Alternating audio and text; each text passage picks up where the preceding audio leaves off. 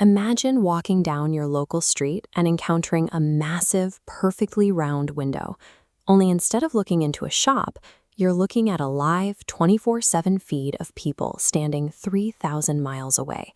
On one side of this connection stood the Flatiron South Public Plaza in Manhattan. On the other side was O'Connell Street, right in the heart of Dublin, Ireland. The installation operated on 3 strict parameters: a continuous live stream, no instructions for the public, and 0 audio. The creator of the 2024 project, Lithuanian artist Benediktas Gylys, envisioned this setup as a way to transcend borders. He wanted the installation to act as a bridge to a united planet where citizens could meet face-to-face without the baggage of passports or politics. He had reason to be optimistic.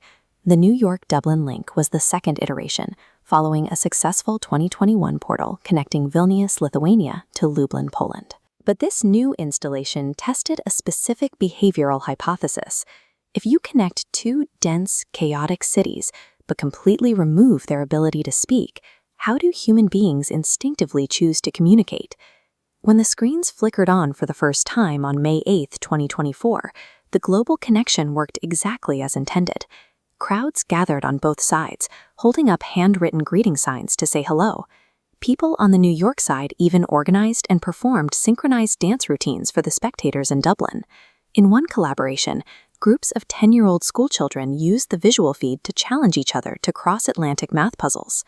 Yet, removing shared language creates a unique behavioral environment. Without the ability to hear context or tone, standard social boundaries degrade. There is no organic way for a crowd to moderate itself verbally. This vacuum of social consequence created an irresistible opportunity. Bad actors realized that standing in front of the lens gave them an unfiltered, global audience where they couldn't be shouted down. Within a matter of days, the polite public decorum completely evaporated, quickly replaced by a state of unmoderated chaos. A small minority on the Dublin side began holding up phone screens to project typed profanities. That quickly escalated to pornography aimed directly at New York. Others bypassed phones entirely, engaging in blatant, indecent exposure.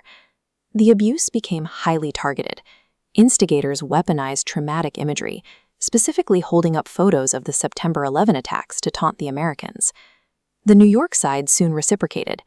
In one widely circulated incident, an OnlyFans model explicitly exposed herself to the Dublin crowd.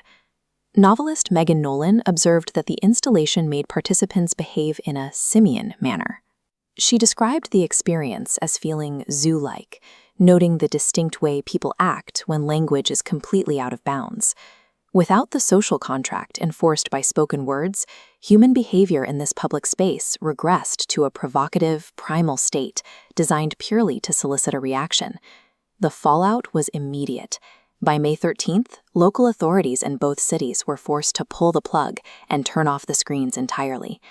When the project reopened, organizers installed a technological patch, proximity-based blurring mapped to a defined boundary zone. If an individual stepped too close to the lens, the live feed instantly obscured into heavy pixelation, restoring the connection only when the instigator backed away.